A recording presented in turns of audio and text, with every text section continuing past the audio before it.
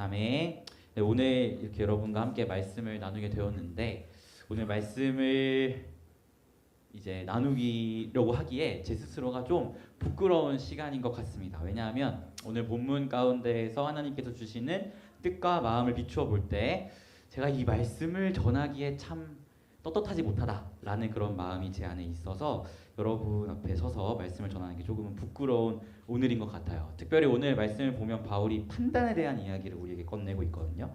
고린도 교회의 상황을 여러분에게 말씀드렸어요. 어떤 상황이라고 했죠? 교회 안에서 나는 바울파, 나는 베드로파, 나는 아볼로파 이러면서 사역자를 기준으로 파벌 싸움을 하고 있었던 상황이 고린도 교회의 상황이라고 했습니다. 이처럼 사역자를 기준으로 분파를 나눠서 싸우고 있으면 자연스럽게 뭐가 발생하겠어요? 사역자끼리의 비교와 판단이 자리 잡겠죠. 예를 들어서 나는 바울파야. 근데 베드로파의 사람들이 마음에 안 들어. 그럼 베드로 사도를 일단 비판하고 보는 거예요. 베드로 사도 욱하잖아. 다혈질 아니야? 그거 막 귀 자르고 그런 사람 아니었어? 라고 이야기하거나 아니면 내가 베드로파의 사람이라면 바울 사도를 이제 욕하는 거죠. 바울 그 사람 예수님 만난 적도 없잖아. 예수님 직접적인 제자도 아닌데 우리 베드로 사도는 예수님의 수제자야. 이런 식으로 비판하고 판단하는 그런 문제가 이제 교회 안에서 발생하게 되죠. 그렇기 때문에 바울은 오늘 본문 속에서 판단에 대한 문제를 꺼내서 이야기를 하고 있습니다. 제가 오늘 말씀을 준비하면서 제 스스로를 돌아보는데 이번 주에 설교하는 게 너무 부담스러운 거예요. 왜냐하면 고린도 교회 성도님들의 그런 판단의 모습이 저 스스로에게도 있다는 걸 제가 너무 잘 알고 있기 때문입니다. 저는 판단쟁이거든요. 판단쟁이에요. 2주 전쯤에 은서 선장님이 저한테 어떤 한 다른 교단 다른 교회 어떤 전도사님에 대한 이야기를 했는데 그 말을 듣는데 너무 별론 거야. 그 전도사님이 듣는데 그래서 제가 뭘 했는지 알아요? 집에 가서 설교를 찾아봤습니다. 그 전도사님 뭐라고 설교하나 찾아보고 들어보고 제가 내뱉은 한 말이 있어요. 별거 없네 라는 말을 내뱉었어요. 이런 저의 모습에서 제가 어떤 사람이라는 게 증명되는 거예요. 저 전도사님의 말씀은 어떻고 신학적인 색깔은 어떻고 주장은 어떤지를 들어보면서 별거 없네 라고 판단하는 모습이 제 안에 있었다는 것을 제 스스로가 증명했던 거죠. 그래서 오늘 말씀을 나눠야 하는데 이런 나의 연약한 모습이 있다는 걸 아니까 와, 내가 이런 본문을 여러분과 나누는 게 참 부담스럽다라는 마음이 제 안에 들었습니다. 그래서 오늘 함께 나누는 이 말씀이 여러분에게 전하는 말씀이기도 하지만 먼저는 제 스스로에게 제가 꾸역꾸역 하고 있는 그 이야기라는 것을 기억하면서 오늘 말씀을 같이 나눌 수 있었으면 좋겠습니다. 여러분은 어떠신가요? 여러분은 판단이라는 문제에서 자유로우신가요? 사실 저뿐만 아니라 수많은 사람들이 판단자로 살아가는 것 같습니다. 대표적으로 두드러나는 모습이 뭐죠? 뒷담화죠. 뒷담화. 우리가 살아가면서 왜 다른 사람을 뒤에서 욕하고 뒷담화를 할까요? 사실 뭐 여러 이유가 있겠죠. 마음에 안 들어서 하기도 하고 여러 이유가 있겠지만 그냥 제가 뒷담화를 하는 이유를 궁극적으로 그 이유를 생각해 보면 사실은 내 기준에서 저 사람의 무언가가 마음에 안 드는데 그 마음에 안 드는 걸 이야기하면서 저 사람보다 내가 더 낫다는 것을 사실은 이야기하고 싶은 궁극적인 마음이 있는 것 같더라고요. 저 사람의 부족함을 까내리면서 난 저거보다 더 나은 괜찮은 사람이야 라는 나에 대한 더 나음을 증명하고 싶은 마음이 뒷담화의 궁극적인 마음이라는 것을 좀 보게 되었습니다. 솔직하게 이 자리에서 내가 누군가에 대한 좋지 않은 뒷얘기를 할 때 그 마음 한켠에 아, 나도 사실 부끄러운 사람인데 하는 마음으로 욕하는 사람이 있나요? 그러다기보다는 사실 내가 쟤보다 낫다라는 마음으로 우리가 은연중에 그런 마음으로 욕을 하잖아요. 그 이면을 돌아보면 결국 나의 부족함은 보지 않으면서 저 사람의 부족함만을 이야기하는 판단자의 모습이 우리 안에 있기 때문에 그러한 모습이 나타난다는 것을 보게 됩니다. 마치 성경 속에 가늠하다 잡힌 여인을 향한 그 유대인들의 모습과 같아요. 가늠하다 잡힌 여인이 딱 끌려왔을 때 유대인들이 뭐라 그래요? 막 돌로 쳐 죽이려고 하잖아요. 그때 예수님이 뭐라고 합니까? 죄 없는 자가 돌로 치라 라고 이야기하니 그 모든 사람들이 돌을 내려놓고 다시 돌아갔어요. 이 말이 무엇을 의미해요? 결국 저 사람보다 내가 낫다라는 그 마음에서 돌로 쳐 죽이려고 하는 나의 부족함 못 보고 저 사람의 부족함만 바라보는 그런 마음이 있다는 것을 보게 되는 것이죠. 즉 우리는 모두가 판단자의 모습으로 살아간다는 것입니다. 이러한 모습에서 자유한 사람이 누가 있을까요? 우리 모두가 나의 부족함과 연약함을 보지 못하고 남의 잘잘못만 바라보는 판단자의 모습으로 살아간다는 거죠. 근데 이러한 모습이 고린도 교회 성도들에게도 사실 동일하게 있었던 거예요. 그리고 그 대상이 특히 자신이 따르고 있는 사역자나 자신이 따르지 않는 사역자들을 향해 그 판단의 모습들이 있었다는 거죠. 내가 따르는 베드로 사도는 예수님의 수제자야. 근데 바울 너는 뭔데? 너 뭐 돼? 라는 그런 이야기, 그런 마음들을 이제 이야기하면서 내가 따르는 사역자가 더 나은 사람이고 저 사역자는 좀 부족한 사람이기에 내가 더 옳은 선택을 했고 내가 더 잘 따르고 있는 거야 라는 나를 증명하고자 하는 그런 모습을 보였다는 것이죠. 그래서 바울이 그런 교회를 향해 이렇게 이야기합니다. 우리 18절부터 21절 말씀 같이 한번 읽어볼게요. 18절에서 21절 시작. 아무도 자신을 속이지 말라. 너희 중에 누구든지 이 세상에서 지혜 있는 줄로 생각하거든 어리석은 자가 되라. 그리하여야 지혜로운 자가 되리라. 이 세상 지혜는 하나님께 어리석은 것이니 기록된 바 하나님은 지혜 있는 자들로 하여금 자기 꾀에 빠지게 하시느니라 하였고 또 주께서 지혜 있는 자들의 생각을 헛것으로 아신다 하셨으니라. 그런즉 누구든지 사람을 자랑하지 말라. 만물이 다 너희의 것임이라. 아멘. 바울은 이야기해요. 이 세상에서 지혜 있는 줄로 생각하거든 어리석은 자가 되라 라고 이야기합니다. 이것이 무슨 의미일까요? 바울이 이야기할 때 세상의 지혜는 하나님 보시기에 어리석은 것이다 라는 이야기를 합니다. 이 이야기에 대해서 좀 더 자세하게는 좀 이따 살펴보면 좋겠는데 어쨌든 이러한 세상의 지혜가 하나님 보시기에 어리석은 것이다 라는 그 기준으로 바울은 너 지혜로운 척 하지 마. 마치 너가 모든 것을 다 아는 것처럼 서서 지혜로운 자인 양 판단하지 마 라고 이야기하고 있어요. 왜냐하면 진짜 지혜는 하나님께로부터 있고 세상의 기준, 세상의 지혜, 너의 기준은 하나님 보시기에 다 헛것이야 라는 이야기를 하면서 바울은 지혜로운 척하는 사람들에 대해서 차라리 어리석은 자가 될 것을 권면하고 있어요. 특별히 여기서 20절에 하나님께서 그 세상의 지혜로운 자들을 다 어리석은 것으로 아신다라고 말씀하시는데 여기서 아신다라는 말의 뜻은 하나님이 그렇게 하시기로 작정하셨다라는 뜻이에요. 즉 하나님께서 세상 사람들의 지혜를 어리석게 만들기로 작정하셨다라는 이야기를 바울이 하면서 이 세상에서 지혜 있는 자처럼 네가 이야기하지만 사실은 하나님 보시기에 다 어리석은 것임을 바울은 이야기하고 있는 것입니다. 왜냐하면 19절에서 바울이 이야기하고 있듯이 하나님께서 세상 사람들의 지혜를 어리석은 것으로 여기시기 때문이에요. 특히 그 당시에는 그 그리스 로마 철학 사상들이 엄청나게 발전하던 시대였어요. 그런 시대 속을 살아가던 성도들이면 얼마나 더 기준이 높았겠어요? 막 유명한 철학자들이 막 이야기를 해. 그런 이야기를 듣고 있는 성도들이라면 더 자신들의 높은 기준과 세상적인 가치관으로 사역자들을 판단했겠죠. 특히 바울 사도는 글은 정말 잘 쓰지만 말은 진짜 못했던 사람이라고 알려져 있거든요. 설교를 잘 못했던 사람이 바울 사도예요. 근데 그런 사람을 봤을 때 솔직히 저 사람은 글은 잘 쓰는데 말을 왜 저렇게밖에 못하지? 라는 그런 마음도 사실은 들잖아요. 근데 그에 비하면 아볼로 사도는 말이 화려했던 사람이란 말이에요. 그럼 듣는 사람 입장에서 사역자들을 자신의 기준으로 자꾸만 비교하게 되는 그런 일들이 있겠죠. 특별히 그 당시 세계에서는 수사학이라고 말을 되게 이쁘고 아름답고 멋있게 하는 걸 되게 높은 가치로 여겼던 시대거든요. 근데 그런 말을 잘 못하는 사역자라면 그 세상의 가치와 기준으로 봤을 때 되게 부족한 사람으로 판단하게 되는 그런 모습들이 있었다라는 것입니다. 그런데 그들을 향해서 바울은 그 모든 지혜를 하나님께서 어리석게 만드신다라고 바울이 이야기하고 있는 겁니다. 그렇다면 우리가 한 가지 질문을 던져야죠. 도대체 하나님의 지혜는 무엇이기에 세상의 지혜를 어리석다라고 말씀하시는 걸까요? 고린도전서에서 이야기하는 하나님의 지혜는 분명합니다. 바로 예수 그리스도의 십자가. 이것이 하나님의 지혜입니다. 예수 그리스도와 그분의 십자가가 세상의 지혜와 다르다는 것을 바울은 분명하게 이야기하는 거예요. 세상의 지혜는 무언가 합리적인 것 같고 무언가 되게 세련된 것 같아요. 논리적인 것 같아요. 하지만 예수 그리스도의 십자가는 그 반대예요. 세상이 볼 때 미련해 보이고 멍청해 보이고 고통스러워 보이는 것이 십자가죠. 심지어 그 당시 십자가라는 것은 극악무도한 죄인만 받는 형벌이 십자가였어요. 그것을 하나님의 지혜로 내세우면 세상의 입장에서 봤을 때 얼마나 어리석고 멍청한 것이 하나님의 지혜예요. 그런데 그걸 거꾸로 이야기하면 십자가라는 그 하나님의 지혜 관점에서는 반대로 세상의 지혜가 어리석다라고 이야기하는 거예요. 왜? 세상의 지혜는 사실 사람을 죽이는 지혜입니다. 예를 들어 우리 세상의 지혜로 다른 사람을 판단한다고 했을 때 내가 저 사람보다 나아.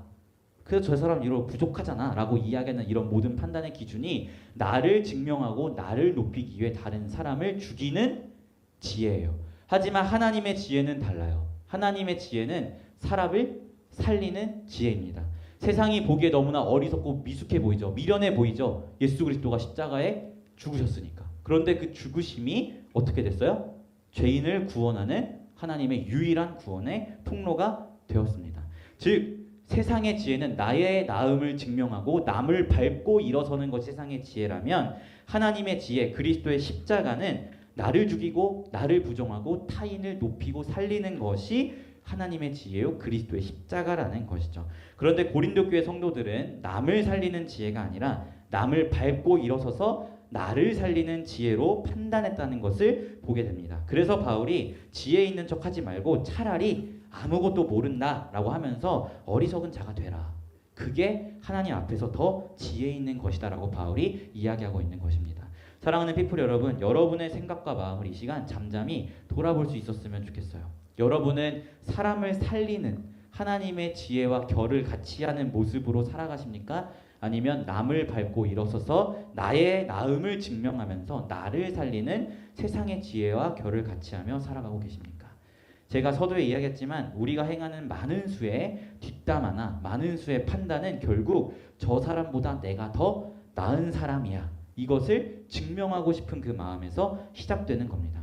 그렇다면 결국 우리는 남을 죽이고 나를 살리는 세상의 지혜로 살아가는 사람에 불과한 거죠.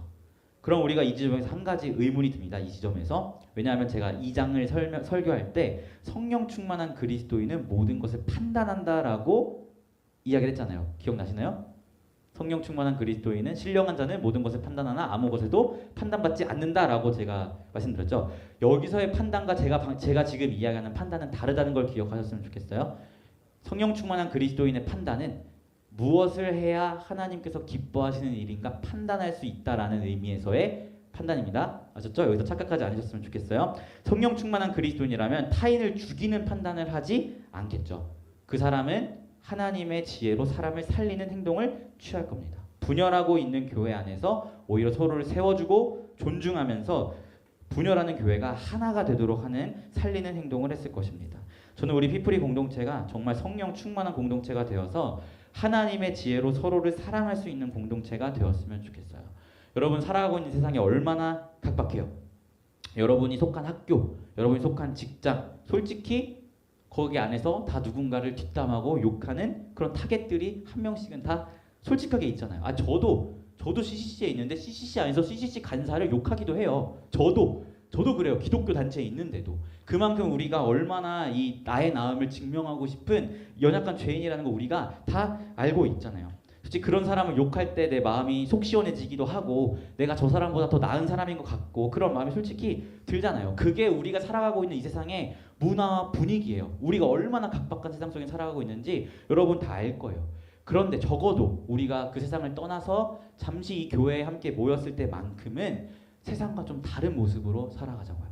우리가 이곳에 함께 모였을 때 세상의 문화와 세상의 지혜를 거슬려서 하나님의 마음과 지혜로 살아갔으면 좋겠어요. 여기 안에서 내가 쟤보다 나라는 마음보다는 우와 저 언니, 저 오빠, 저 누나, 저 형 너무 멋있다.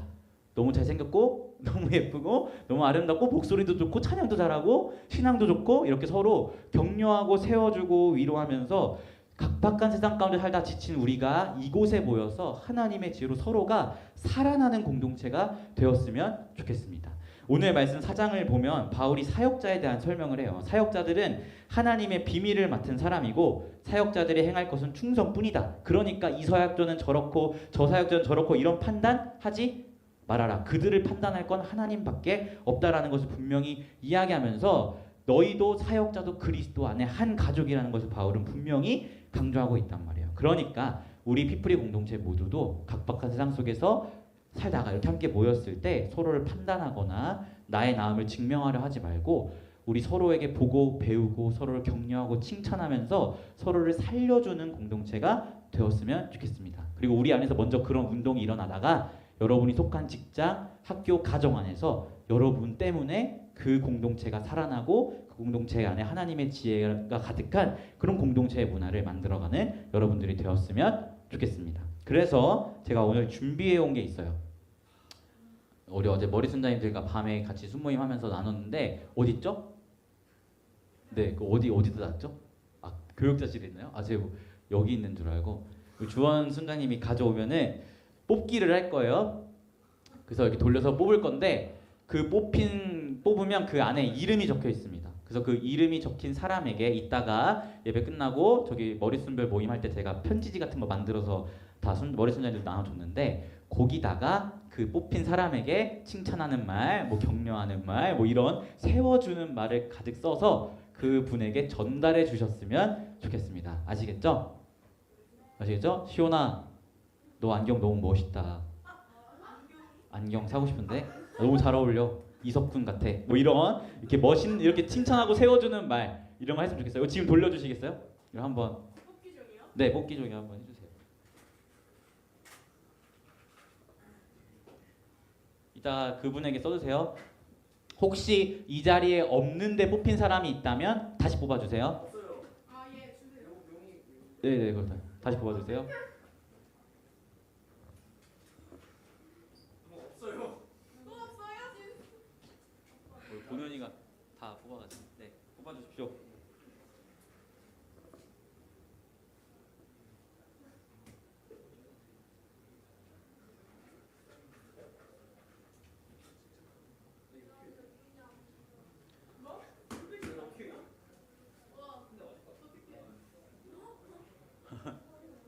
아, 그래도 나름 마니또 같은 거니까 우리 서로 비밀로 이렇게 합시다. 마니또 같은 거니까.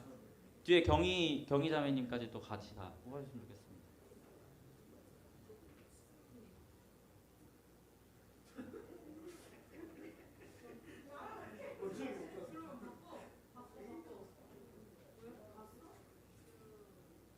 여기 없는 사람이야?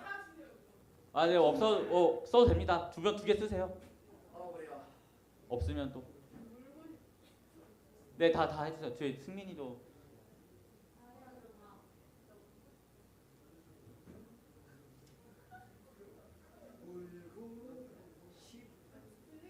승민이도 해주세요. 승민아, 편지 써야 돼. 이따 보는 형이랑 같이. 네, 보는 형이랑 같이. 다 뽑으셨죠? 아, 저도 하나 보겠습니다. 하나 남았나요? 아니, 오. 두 개요. 제가 두 명에게 있습니다. 네, 사랑하는 비프리 여러분. 아, 누가 뽑았어요? 아, 본민이? 어쩐지 두 개가 남더라. 아, 이거 없는 사람이요. 여기 하나. 네, 사랑하는 비프리 여러분, 가늠한 여인을 살리신 예수님을 기억하시길 바랍니다. 그 자리에 선 사람들은 자신의 추악함을 보지 못하고 가늠한 여인을 죽이고자 돌을 들었지만 예수님께서는 죄 있는 자가 돌로 치라 말씀하시면서 가늠한 여인을 살리셨어요. 살리는 것이 하나님의 지혜입니다. 죽이는 자가 되지 마시고 살리는 자가 되십시오. 판단함으로써 저 사람보다 내가 낫다는 걸 증명하는 게 아니라 칭찬하고 세워주고 격려함으로써 타인의 귀중함을 높여주고 타인을 살려주는 여러분들이 되었으면 좋겠습니다. 그리하여 그러한 우리 공동체의 문화가 여러분이 속한 학교와 직장, 가정 이 모든 것들을 변화시키는 은혜가 있었으면 좋겠습니다. 이런 은혜가 우리 공동체 가운데 넘쳐나기를 예수님의 이름으로 축원합니다. 아멘. 제가 기도하고 우리 같이 이어서 기도해야 하도록 하겠습니다. 기도하겠습니다. 하나님, 우리의 부족하고 연약함을 돌아봅니다. 우리는 죄인이기에 타인보다 내가 나음을 증명하고 싶어서 타인을 죽이는 모습으로 나아갈 때가 참 많습니다. 하지만 우리가 이 시간 다시 한번 결단하기는 우리를 살리신 그 하나님의 지혜를 닮아서 우리를 부르신 곳에서 살리는 자가 되기를 소망합니다. 세워주게 하시고 격려하게 하시고 서로 칭찬하면서 우리의 이 각박한 세상을 살아가는 동안 지친 영혼을 서로가 서로에게 살려줄 수 있는 자들이 될 수 있도록 비프리 공동체를 인도해 주십시오. 감사드리며 예수님의 이름으로 기도합니다. 아멘.